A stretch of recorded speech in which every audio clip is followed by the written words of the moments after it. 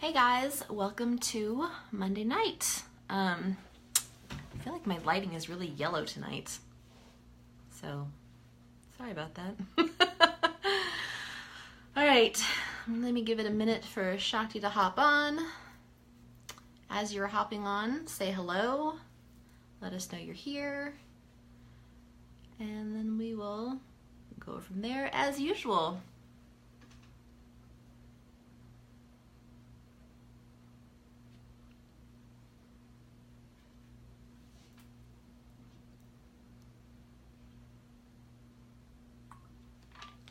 Here she is.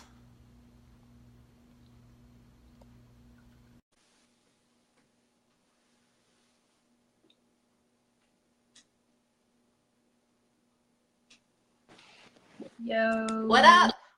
I had to go find my sweater. I was like, I can't go live. I'm not wearing my sweater yet. Girl, I washed my sweater today. I was like, this needs a washing. So did I. Coincidence? I think not.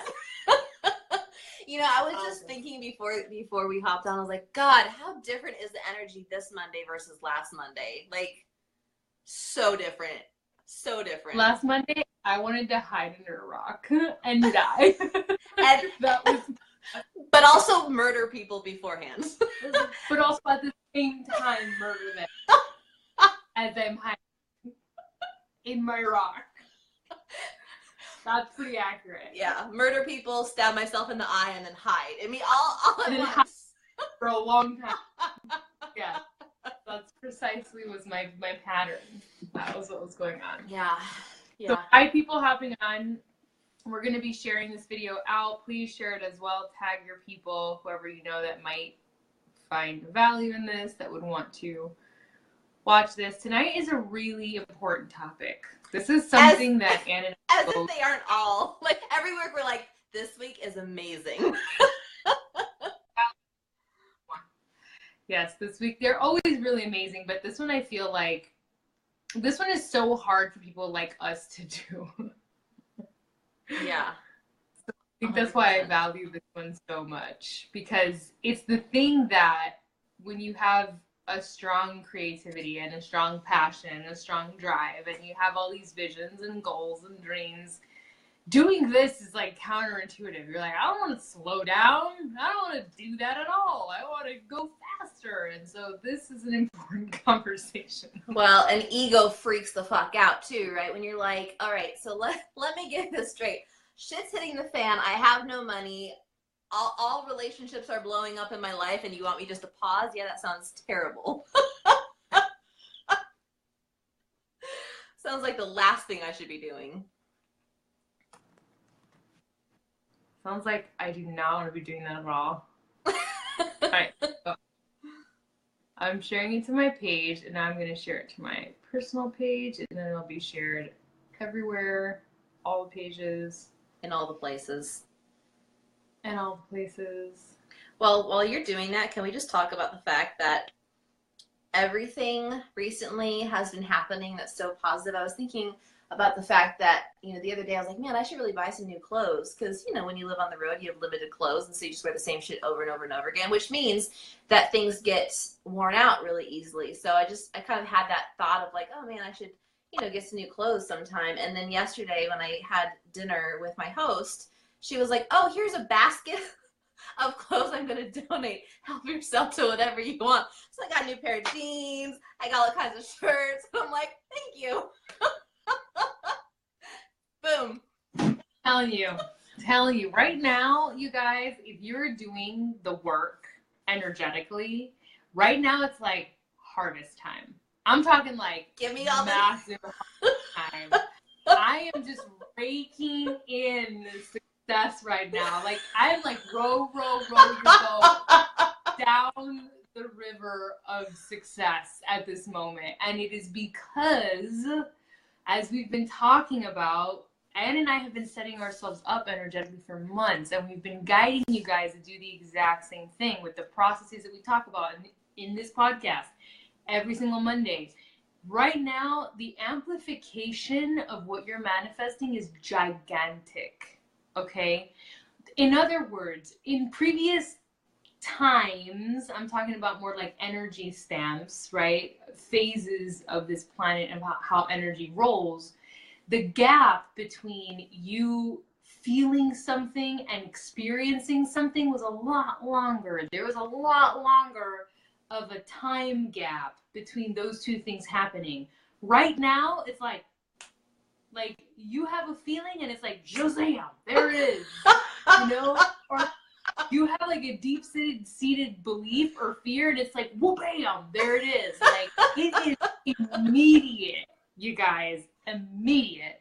So you need to be like monitoring your self-talk and your feeling state like a freaking hawk, because that is the space that we're in.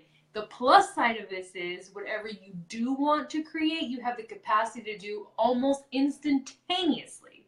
It's insanely fast how that's happening. So this is also a good thing, you know, not to just freak you guys out about all the negative shit that we're manifesting, but really, like, this is a great thing. Great thing. Yep. All that. The time is nigh. Time is nigh.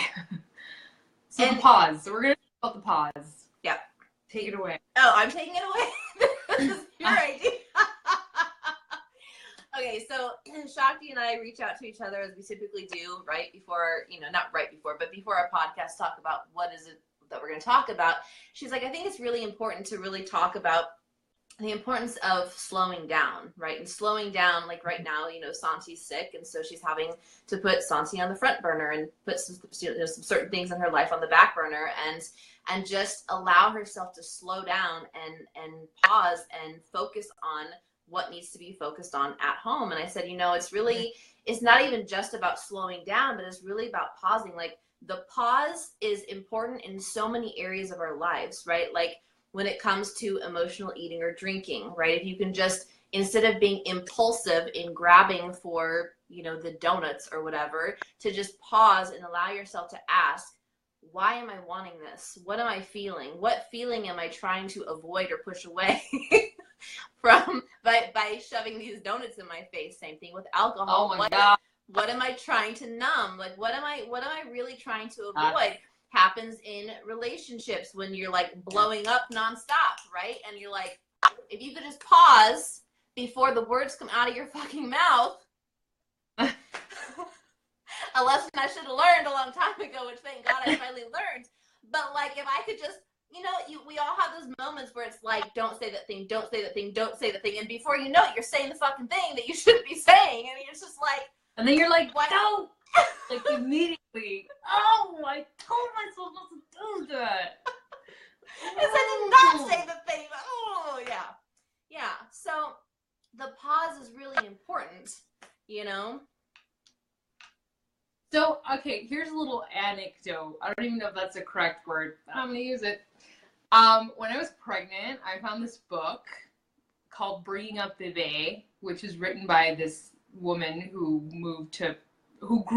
raised her children in France. She wasn't French. She just ended up living in France because her husband was foreign.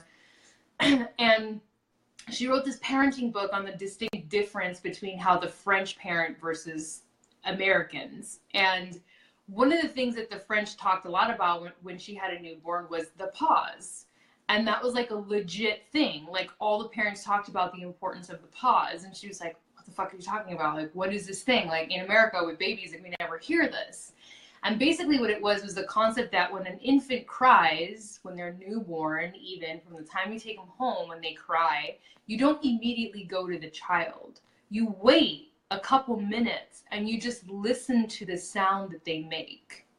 And in listening to the sound that they make, you get to know them. You get to figure out, what is this cry about? Are they hungry? Are they tired? Do they need comfort? And so the pause just allows you the space to reflect and figure out your child, get to know your child. And it also allows the child to figure out if it really needs something or if it can comfort itself. So it's mutually beneficial to both parties, okay?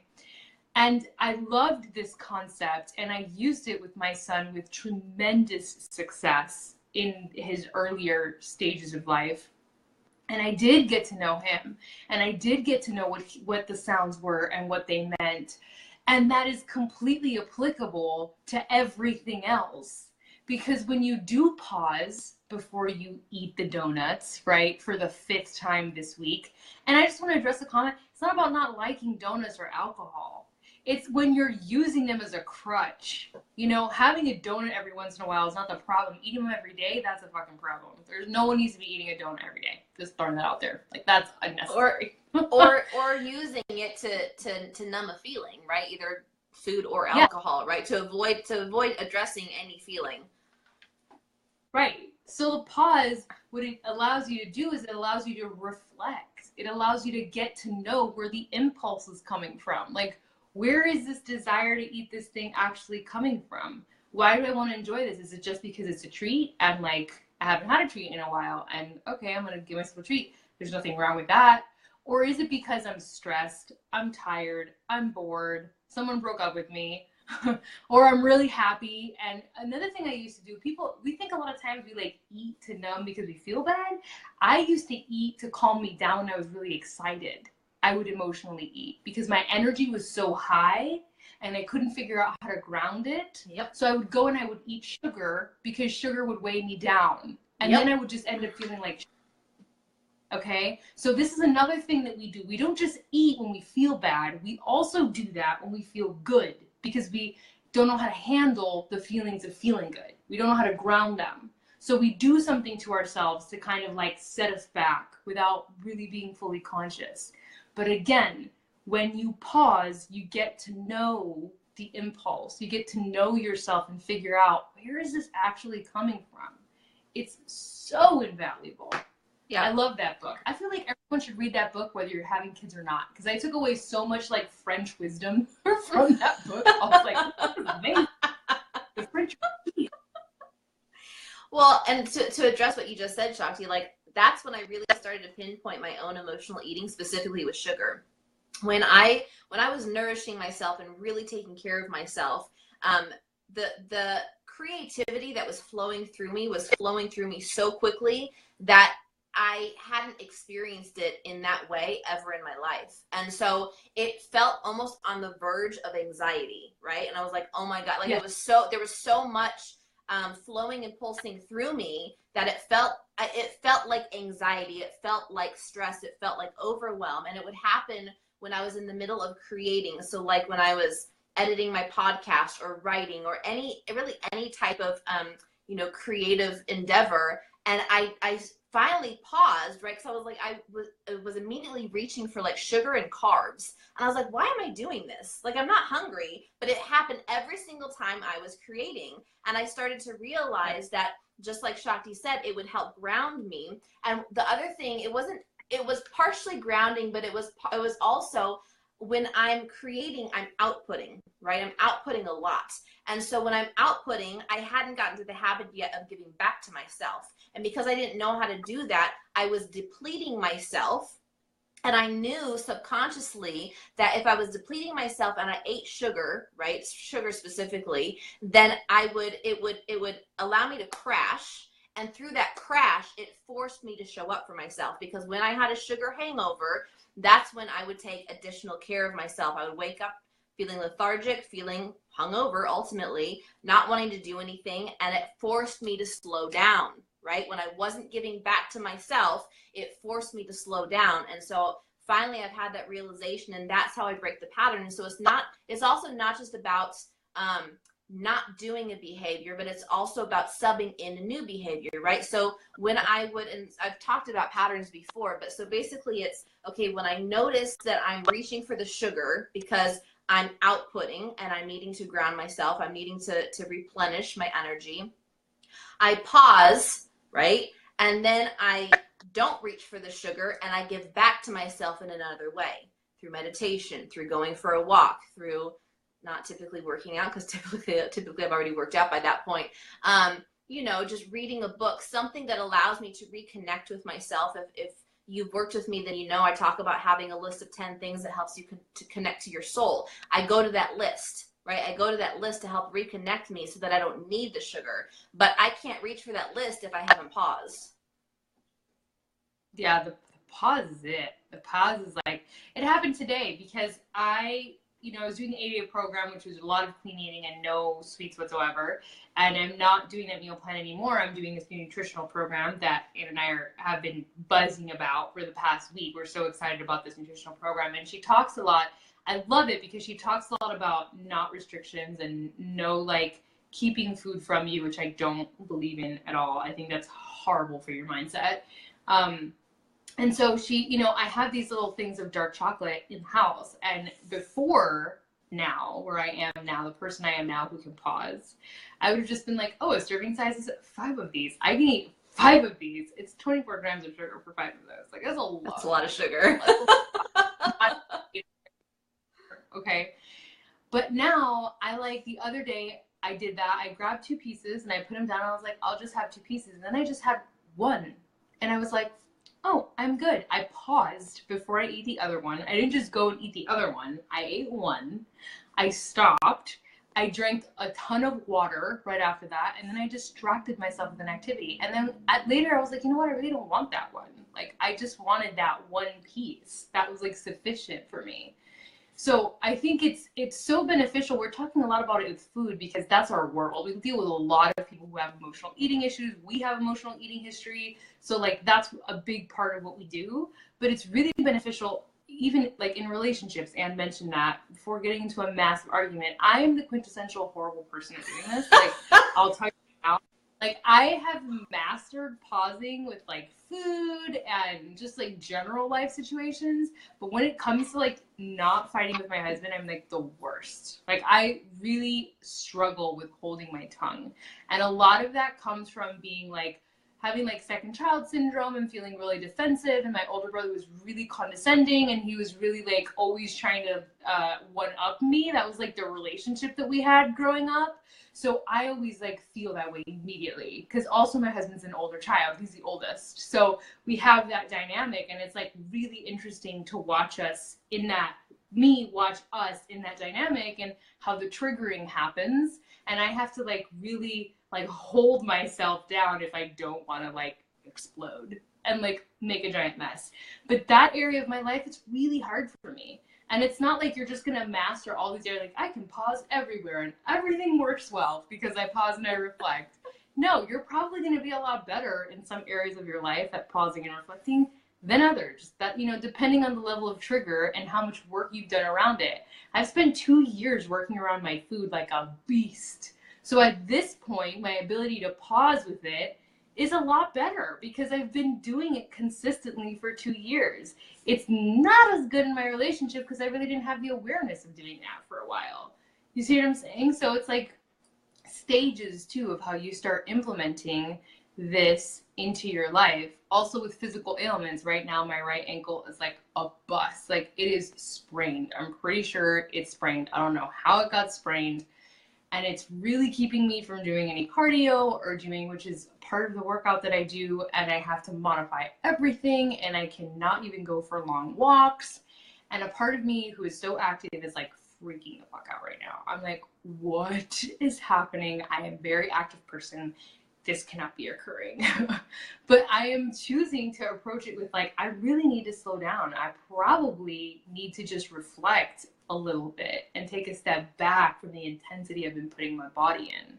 I probably need to just like be and stretch and roll and get a massage and do all the self-care things that I know are super important and not put so much value in just physical work, which I have been doing for the past 3 months like a savage.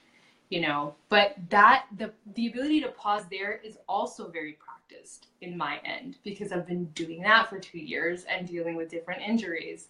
So of course, where you practice, you're going to be really good. So the pause here should just be practice everywhere, ideally. I was going to say, girl, just be honest. You just don't want to do cardio floor no more. I'm trying to avoid cardio. The truth is, I broke my ankle, so I didn't have to do that. Right, you're like, fuck cardio flow. No way. Like, I can lift weights with a busted ankle. I'm cool. Like, do this all day.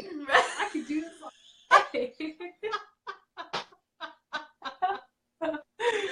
as I'm hobbling. I know, right? No, I was just, when you're talking about the areas where you become better, right? You become more practiced in the areas where you still struggle. I mean, for me, it's probably food. I've gotten way better, but I still have, I mean, I still have moments where I struggle. Like that's just honest, real life. You know, I still have moments where I don't pause, you know, like I'll just be straight up honest. An area that's gotten really good for me is with alcohol. And that was a big struggle for me. Like I was a deep emotional drinker for a really long time. And I didn't drink at all during the 80 days that Shakti and I were doing this 80-day program the first time. And I actually hadn't had a drink since I think end of December, maybe. I mean, it had been months, right? It had been months since I'd had a drink. And I started to incorporate alcohol back into my life. But I had to be really aware of when do I stop, you know, because it used to be that if other people continued to go around me, I really struggled to say no. And so I've been practicing that pausing, right, of someone else is having a drink and I actually don't want to have another drink. Or last night, you know, I had dinner with my host and she offered me wine and I said, no, thank you. Which, and anyone who's known me previously knows how hard that is to say no when other people around me are drinking. But I kind of went upstairs with the intention of I don't want to drink tonight. And so, you know, she asked me and I paused and I said no. But another area where I'm really still having to actively practice the pauses with money. It's another area where I think a lot of people, you know, emotional shopping is a real thing. And it's so easy. Yeah. Like, it's so easy to swipe the card. It's so easy to be going through the line and be like, oh, I'll just grab that one tiny thing. It's only $1, right? And those impulsive buys, that's where you fuck yourself, right? Because you don't pause and ask yourself, do I really need the thing? Do I really actually want the thing? Is this thing that I'm going to buy going to, you know, nourish my body, mind, and soul? Like, we don't pause and ask ourselves the questions. We just go into need and impulse right away. And, you know, on that note, these impulsive behaviors, because impulse shows up everywhere. It shows up in your ability to want to fight back. It shows up in your ability to emotionally shop, eat, drink, whatever it is. The impulse has a root. It has a history. It has a story. It wasn't just random. You are the way you are for a very specific reason. You know, your blueprint when you came on this planet, what you came here to learn, your parents, what you learned from them. And like, emotional shopping was actually something that was modeled to me by my mom. And I realized it as an adult almost like only a year ago. Like, holy shit, like I do emotionally shop. Like, that is something I totally took from my mom. And it didn't make sense because I'm not the type of girl who's like, obviously, I like to go shopping for shoes and like, you know, like fancy things. Like, I look like a boy pretty much like 90% of the time. This is like my go-to outfit, right? And it just didn't match. This compulsion that I had didn't match who I was. And so I took like a moment to step back and be like, where is this actually coming from? And I was like, holy crap, it was modeled to me. I learned that this was a way of feeling good, of taking care of yourself, of like feeling some sort of whole. And so I just did it for a long time without realizing, you know, and once I had that awareness, it actually got a lot better. Because I recognized it for what it was and where it came from. And it like helped me kind of let it go a little bit more and not like overly identify with it. So that can sometimes be helpful to just be like, where did I get this from? Like, is this mine? Or like, why am I really feeling this impulse? Another one for working out for me, like I can get really compulsive about working out. And for a long time, it was because I didn't like my body. And I wanted it to change. And I wanted it to change so much that I was willing to work her out to the point of exhaustion, of true fallout. And so when I had to miss a day because I had an injury, like what I'm dealing with now, or if something happened, I'd get so fucking pissed. I would get like radically pissed because it was like impinging in my ability to love myself, which was really painful to like recognize that, but that's exactly what I was doing. And now it's such a different space to be able to be like, man, I wish I could work out, but it's also okay if I don't. I can take care of my body with food, for example. I can nourish her still in a way that feels really good, and she'll still be taken care of. You know, like she'll still be taken care of. She'll be attended to. You know, instead of being like, I have to work out because I have to compensate for how I'm treating my body like shit in this area of my life. You know what I mean? Because that's what I was using it for. Yeah, you're using it as punishment. I mean, yes. it looked like self-care, right? It looks like self-care, but the mentality behind it is I'm punishing myself for how I've treated her in other ways. Yes, that's exactly what it was. And we do that with like everything. All the time. It's crazy. Yeah. It's crazy. Yeah. Impulsive behavior is so innocuous sometimes too, because it's very like, a lot of it's really socially acceptable. Like it's super socially acceptable to drink. It's super socially acceptable to eat. It's super socially acceptable to go shopping. Like no one's going to be like, what a freak, you know, unless you have a needle in your arm and you're like shooting up heroin. No one's going to look at you and be like, look at that freak right there eating that piece of cake. What a dick. Like no one's going to say that to you. You know, no one is going to say that to you. Those things are just as destructive as having a needle in your arm and injecting heroin if you're doing it for the wrong reason. It doesn't have to be that extreme. It can still be bad for you. Like it can still be hurtful for you if your mindset is in the wrong place. 100%.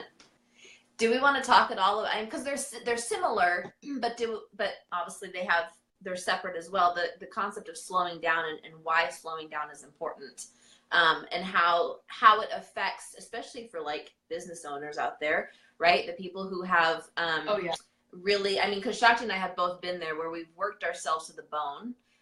We've worked just day and night on our business and pushing and trying to make shit happen, and then things fall apart, right? And so Shakti and I have both implemented really going with the flow and slowing down and working with the moon cycles and listening to our body when our body says, no, I don't really want to work right now, and what our schedule looks like and all of that. I mean, it's really important.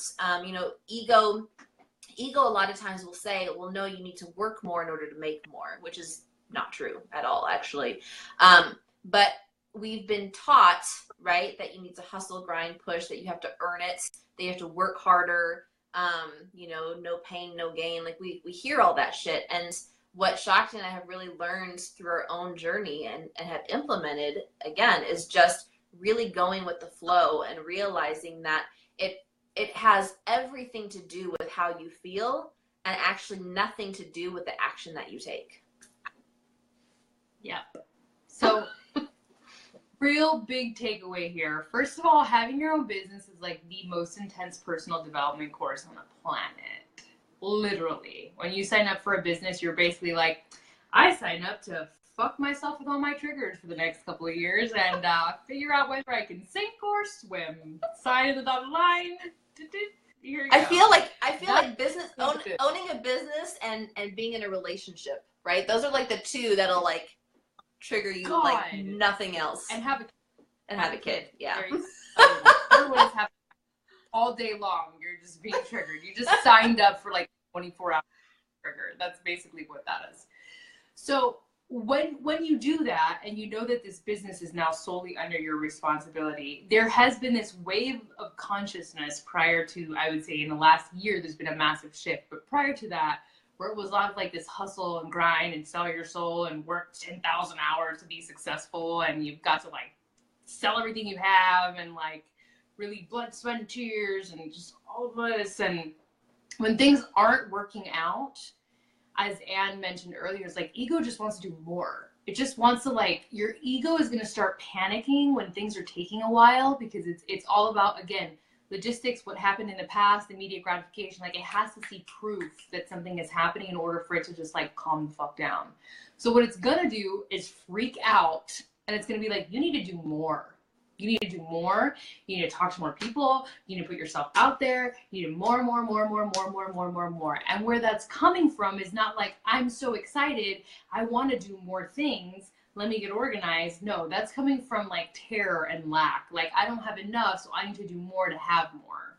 Okay. And that energy, like attracts like. It's never going to attract the opposite of itself. Okay. It doesn't work that way. So when you employ the pause there, when you find yourself in that downward spiral and you learn how to pause and rest instead of quit, what ends up happening is you get to know yourself a little bit more, and you get to figure out a solution by listening to yourself and reflecting, and maybe kicking and screaming it out and journaling it out and doing whatever you need to do. And then you move beyond that bump, and then you grow. And then it happens again, and you move beyond that bump, and then you grow. And if you're willing to pause consistently when things are tough and don't look a certain way, or you can't figure something out, you eventually do get on the other side of that, and then you win. That's how you win.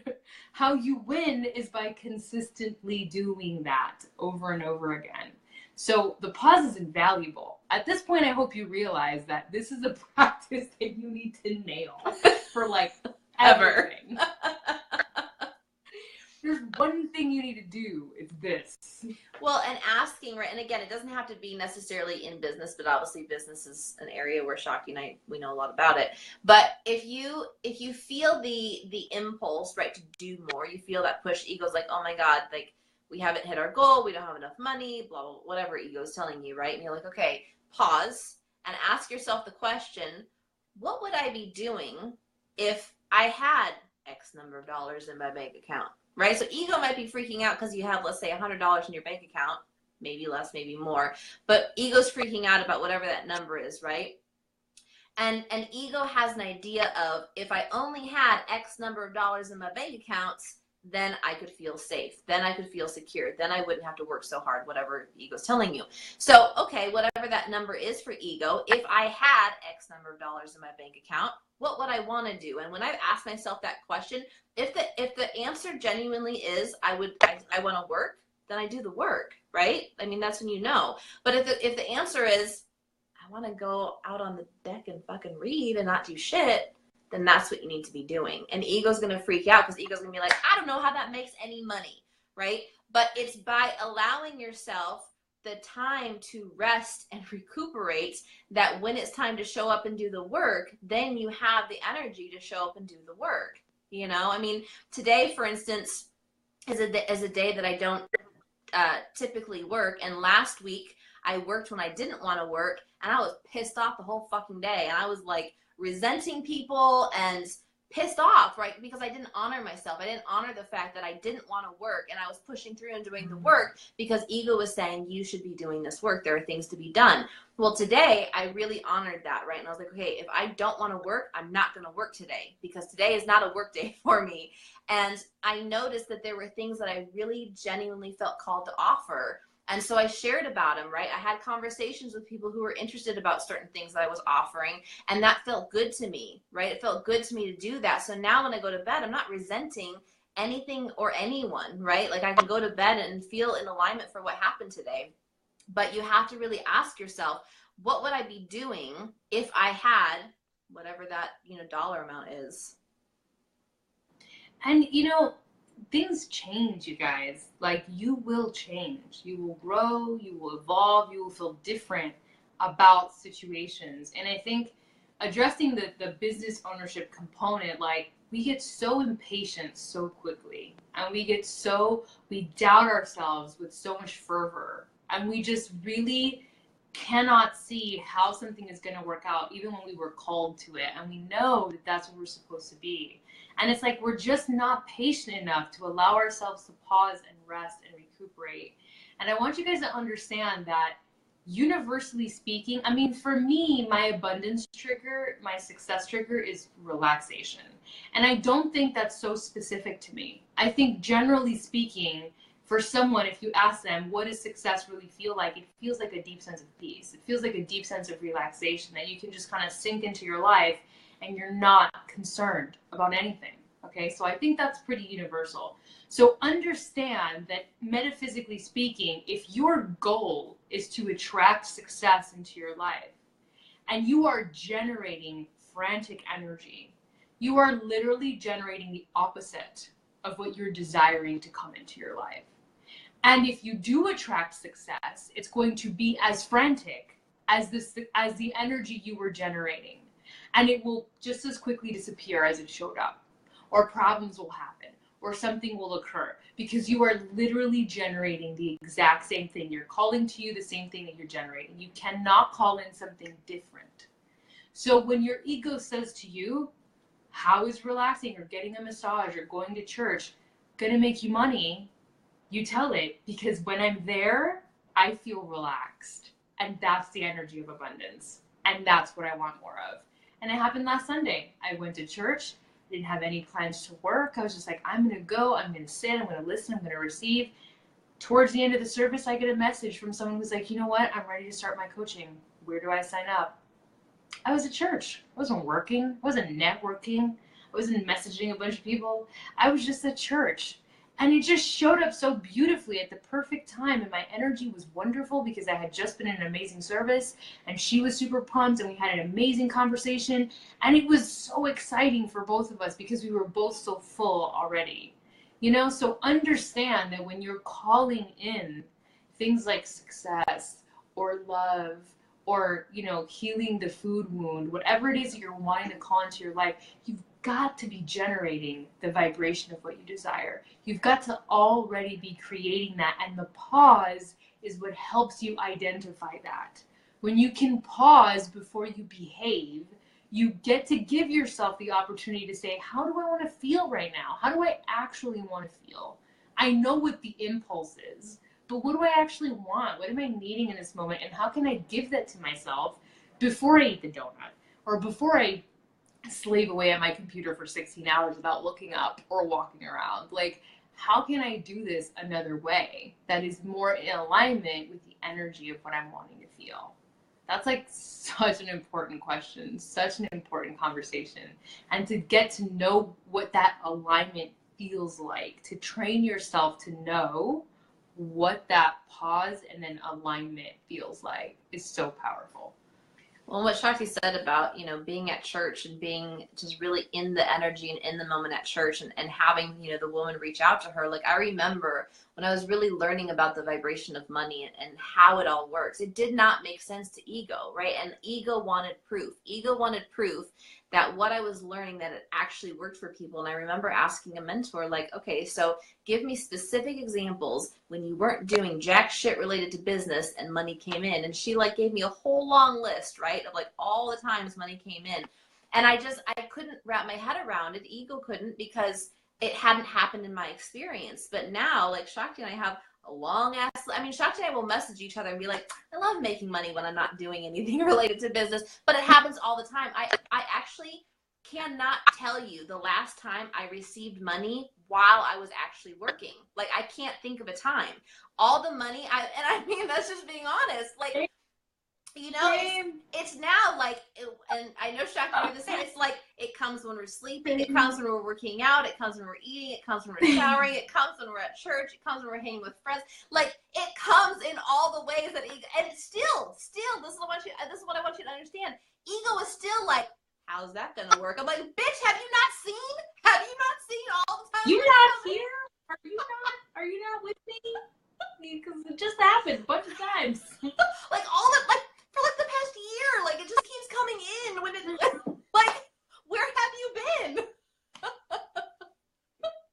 So this is why we teach what we teach, because it's like we've been in the place where we're like pushing and hustling and grinding, and it's exhausting, and it's like, it's so defeating. It feels so defeating to be like, I'm doing all the things, why isn't the money coming in? And then it's like, you relax into, like she talked about her abundance trigger, like you relax into that feeling of what it feels like to already have what it is that you're wanting, and then things come easily and you're like, God, why haven't I been doing this my whole life? You know, and it serves you. It serves you because when you're in that energy of feeling deeply relaxed and joyful, the action you then want to take is deeply joyful. It's like it just feeds into an awesome action that then gives you awesome results. It's like this beautiful cycle. Yep. And the other thing too is that when you receive money in that energy, there's no like relief. You're just like, it's this like little sense of gratitude, and then you just keep moving on with your life. And I remember, again, like my mentor, when she was telling me this, I was like, I don't understand how you're not like jumping up and down and like celebrating and like praising the Lord that you like receive money. And she's like, no, because I'm already in the energy of it. When you're already in the energy of abundance, then or already in the energy of money, which is simply just love, when you're in that energy, like, of course. Yeah, it comes in, you're like, oh, yeah, it's just so natural because you're already in that energy. Yeah. Yeah. Yeah. Like, and here's the thing, you guys, is that as I've said, like, you grow and you change, you do. And these experiences compound. So right now, imagining, I'll give you an example, like my laptop. I've been wanting to replace my laptop for a while. She's 11 years old. She's hang tough, but she's like on the crapper. Like, she needs it. She needs a replacement. And I had this visual of like buying a laptop, and that was like such a big goal for me at some point. It was really huge. I was like, I don't know how, like a year ago, I was like, I don't know how I'm gonna visualize getting a laptop and really believe it, really feel into that experience, you know? And every time I would get frustrated with my laptop, I'd have to like pause and like imagine having a new laptop. Like, I used the pause with that feeling.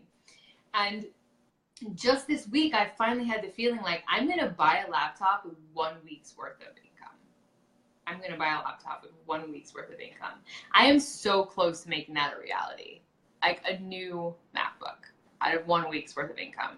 It is like right there.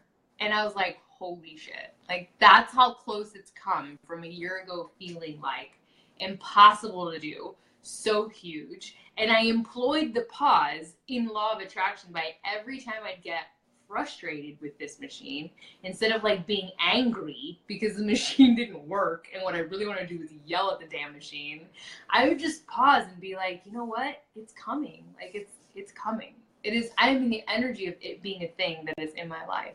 I can appreciate this one for what it is, and I can just be ready for the next one. And just doing that over and over again, I'm now at a point where that's like right there. And that's amazing. That's amazing. But it happens in like layers. You know, it happens through like consistent practice of pause. Same thing goes with you're trying to not fight back or not react. Like, it happens in layers. You know, you start, you're not always going to be perfect. And then maybe you'll drop the ball like 75% of the time, but maybe 25% you're really going to nail pausing. And then eventually it'll be like 50-50. And then eventually it'll start tipping like 60-40, you know? So that is how this works too. Like, don't feel like right now you have to go into your life and just pause everywhere. Like, pause with your boss and pause with your partner and pause on your computer and pause, you know, at your bank account. Like, no, just like apply it. Pick like one area of your life that's really a hang up right now. Pick one and see how you can do that, how you can apply this principle of pause to every time that, you know, the computer shuts off or you look at your bank account and you have this like gripping reaction. If you can pause and just ease into the feeling of the desire, of the desired thing or the desired response, and just kind of listen to yourself in that moment instead of like react. Because I feel like if you can practice with one area, you'll understand what that's like. And then applying it elsewhere won't feel like this gigantic task, you know? 100%. I know I've been thinking, or I've been like wondering, like, I wonder what it'll be like when I'm in a relationship again, because I've grown so much in the last 2 years, and I've you know, practiced pausing in so many different areas of my life that I'm curious, right? I'm just curious about what will that look like? What will that experience be like when I start adding in someone else and then have to start pausing in that area as well? Whole other ball game. Yep. Whole other ball. Shawty's like, good luck. I love my husband, and then, you know, every once in a while, bus. You know, that's just like the visual, and I say that with a lot of love because it's true, and that's just life. Yeah. Like, that's what happens. You have to, and that's how you know they're good for you. They help you look at the triggers. So pausing is really for triggers, and it's really for everything. Like, well, I was just telling someone the other day, right? I was like, you know, I'm actually at the point now where I kind of look forward to triggers, which sounds so bizarre. I know, like, for those of you who like struggle with working through triggers, like, all right, crazy bitch, like, you enjoy triggers, and I don't enjoy them in the moment. It's not like when I'm triggered, I'm like, oh, this is so much fun. I fucking love this. That's not my reality. But once I'm like kind of through the trigger, I'm not even necessarily like on the other side of the trigger, but I'm like working my way through it, and I'm like, yeah, this is good for me. This is helping me grow, you know? So I've learned to appreciate the trigger, even though sometimes I still kind of want to, you know, punch someone in the face, but that's cool. Like, it's life. Just in that Scorpio moon. Oh, the punch in the face was real. Punch everyone in the face. So a mantra I adopted actually in my business for these times that I think might be really helpful. Every time something would go wrong, like horribly wrong, and I'd be like, no, this is not what's supposed to be happening. The opposite of this is supposed to be happening. I'd always tell myself this is going to be a part of my success story. That was my immediate thing I told myself. Shakti, this is part of your success story. Girl, this is part of the story. This is when you're going to be saying on stage one day. You're going to be telling the story about how this happened. And you were like, no, and it's terrible. So every time I tell my coaches to say this all the time, like when something doesn't go your way, tell yourself, this is part of my success story. And I encourage you to use that. I encourage you to use that no matter what story you're working on right now, whether it's your food story, your relationship story, your money story. This is going to be part of my success story. This is part of the success story of how I get over it, of how I heal, of how I let it go, of how I free myself. And when you say that, you like your brain is like, oh, okay. Like it sounds funny, but it's true. Like your brain is just like, oh, that's what it is. Okay, cool. Now we know. Like, you just kind of program yourself for success with a setback, which is genius. I didn't know what the hell I was doing, but now I realize that was actually really brilliant. So use that every time you catch yourself like in the middle of a setback. Be like, oh, this is part of my success story. Awesome. Good to know. And I do that with triggers now too. This is part of my success story. Awesome. Yep, I've been doing that, not necessarily that specific mantra, but as far as like, I mean, there's been so much shit that's gone wrong on this journey in the last year. And I've been sharing pieces, right? I haven't shared everything, and I look forward to the day, and that is one thing that I have been saying. I look forward to the day when I can share about this openly, because I'm not at that place in all the areas yet, but I look forward to the day when I can really be open and transparent about some of the real shit that's gone on. But, I mean, it was very similar, like, at the point when I couldn't buy groceries, and I was eating oatmeal and like making tortillas out of flour and water, like just to have food in my body. I was like, oh, let's make a good story. Like it'll be great for the book. and the thing is, like, I know that I kept telling myself that if I could get through that, then I knew that I had the power to be able to coach others through it. And I knew that if I could get through that and I could learn, and not just like suffer through it, but really learn, okay, how do I get through not having money for groceries and then really living on the road? I mean, that's a big fucking gap, guys, And so if I could figure out how to get from that to where I'm at now, then I knew that if anyone ever came to me with the excuse of I can't do it because, specifically around money, I can say bullshit.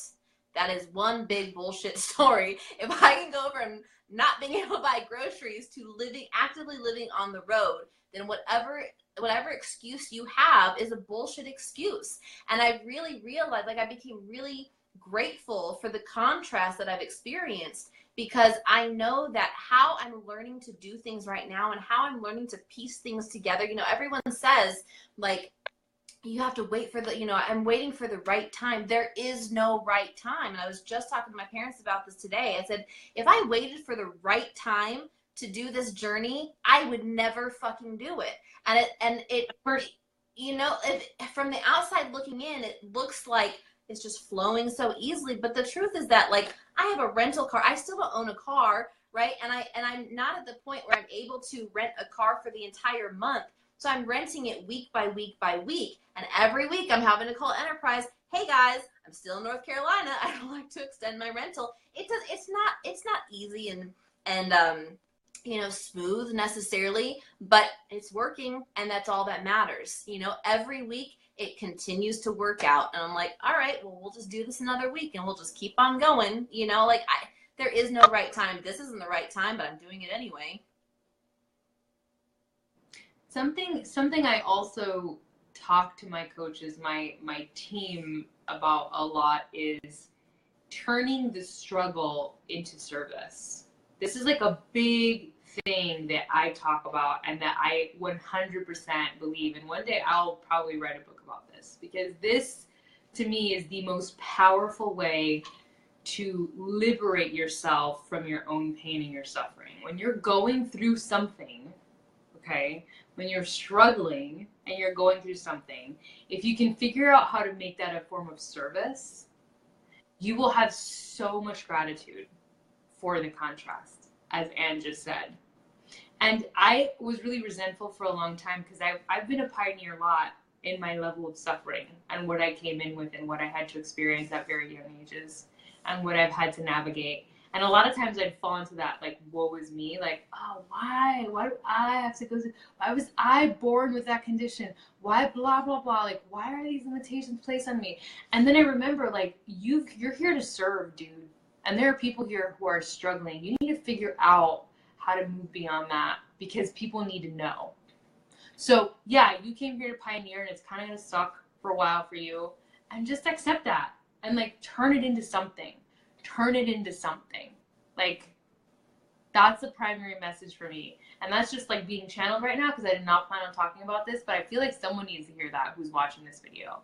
Turn your suffering into something. The reason I love my business and bringing coaches into my business is because that's exactly what the fuck they do. No coach came to me feeling fucking 100. No coach came to me feeling like, I've got all the money in the world, my body looks amazing, I love myself totally, and everything is good. I don't want to eat my feelings. No, opposite. The people who come and who stay and who work and who change other people's lives are the ones who came in their time of crisis, because they turned their suffering into something good, into service. And they lost themselves in the service, and by doing so, they found themselves. They found themselves and their healing and their purpose and their passion by taking care of others and really, like, helping them, just serving them. You know, they took the magnifying glass off of their own, woe is me, everything's so hard, I'm so limited, everything's tragic. And they kind of turned it around and were like, how can I serve right now? It's not about ignoring your needs and just taking care of other people's needs. It's about just taking the magnifying glass off, because when it's been on you for so long and you're, like, hyper focused on your own suffering, you lose yourself. The world becomes tunnel vision. It's a horrible way to live, and you forget to be grateful. So when you go and you serve other people, it pulls you back, and it allows you to have all this perspective on the truth of your life, and it changes you. Fundamentally, it changes you, and it gives you back to you without you even realizing it. I'm reading Abby's comment. Yes, Yeah, helping others always. Yes, it's 100% true. I mean, I'm finally back into building a team again, which I just announced today. But before, when I was with Beachbody, 3 years before, and I know Shakti's heard this as well, like, there were so many coaches who would say, like, I'm just going to put my business on the back burner because I'm dealing with shit right now. It's like, that's not how it works. It's not how it works, guys. Like, if I had put my business on the back burner when I couldn't buy groceries, like, I'd be doing a huge fucking disservice to everyone who looks to me for inspiration and mentorship and support. Yeah. Like, that's not why I'm here. So, when I wasn't able to feed myself, I was putting my shit on the back burner, and I was showing up 100%. My clients never had any fucking clue. No fucking clue what was going on in my life. The only people who knew what was actually going on, Shakti and the friend I was living with. That was it. I didn't talk about it to anybody else. Nobody else knew, because I knew that again, like Shakti said, the only way for me to really be able to get through that was to be able to focus on my passion, my mission, my reason for being here. My reason for being here is to teach. And I knew that I had to be able to get through that so that I could teach other people how to do it too. Because I just shared about this today. I have so many women coming to me saying, I want to invest in myself, but I have $40 in my bank account. I'm on the verge of filing for bankruptcy. I have $97 in my account. Like, so many people are like, just don't know what the fuck to do financially, and I had to be able to go through this lesson so that I can teach you guys, and Shakti's been there as well, so we can teach you guys how this works. you know? So when you have the contrast showing up in your life, realize that it's coming up for you so that you can work your way through it, so that then you can pay it forward and teach other people how you did it too. Yes. I'm just getting hot and sweaty now. Yeah. The word dharma is your purpose. We all came here with a dharma. We all came here with something to give, and to give with joy. We all came here with that.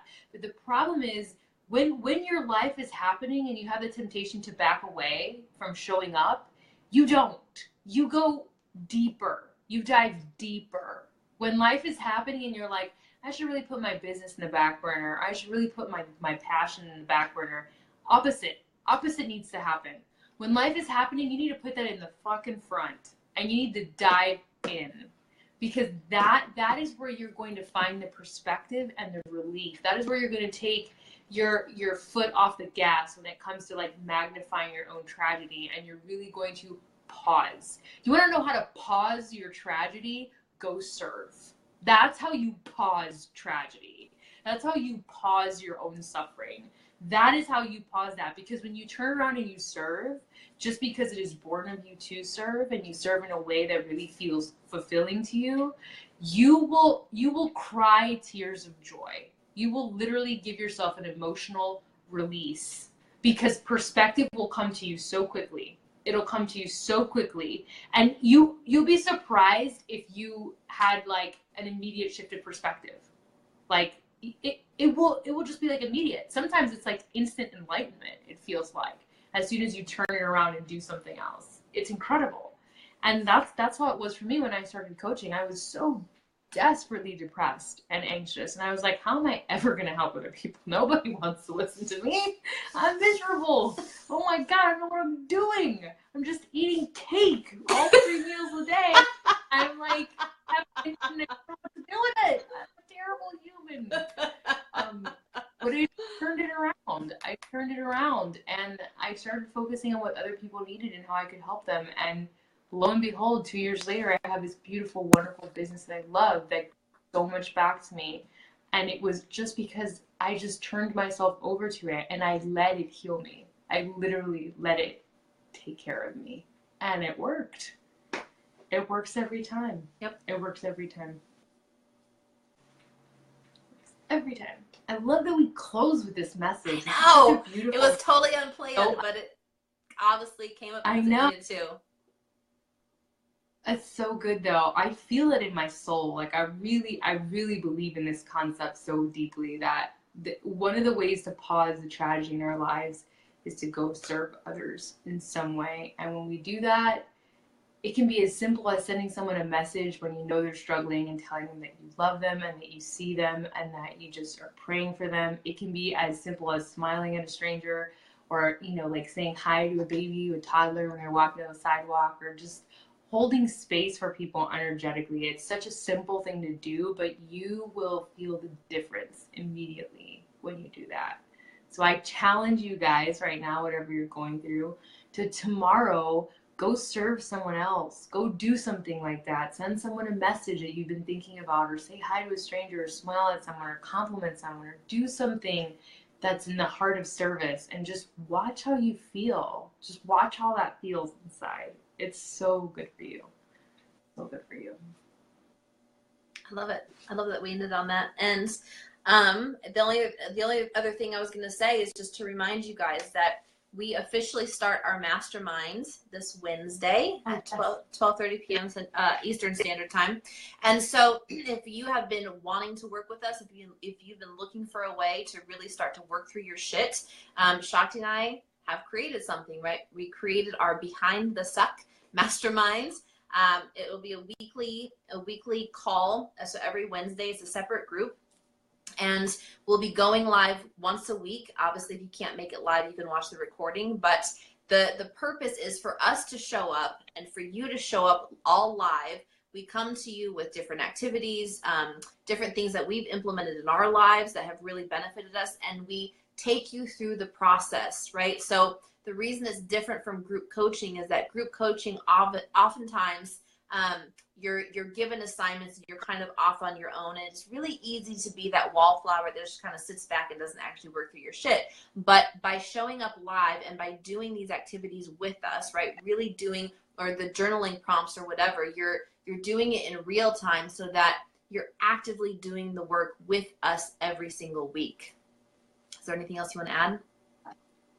No, I mean, and we're gonna be there as well. We're gonna be facilitating the activity, but we've already done the activity. First of all, whatever we've given to you, we've learned it through anything that we've read or teachers that we've had. We've already done this activity, and we're gonna be doing it as well and sharing our experiences with it. So it's way more hands-on.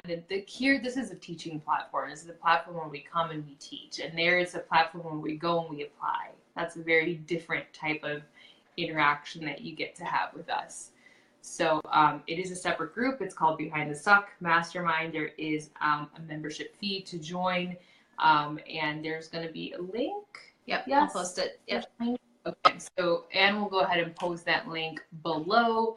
We'll also leave our email addresses if you want to write to us and ask us any questions or anything of that nature. But we are here every Monday night, so thank you so much for hopping on and joining us. Please share the video or tag people if you think it would be beneficial for them to hear the message. And as always, we'll be here next week. We'll see you guys next week. We'll chat with you soon, and we will see you in the mastermind. In the Behind the Suck. Yep, I'll post the link. All right, bye guys.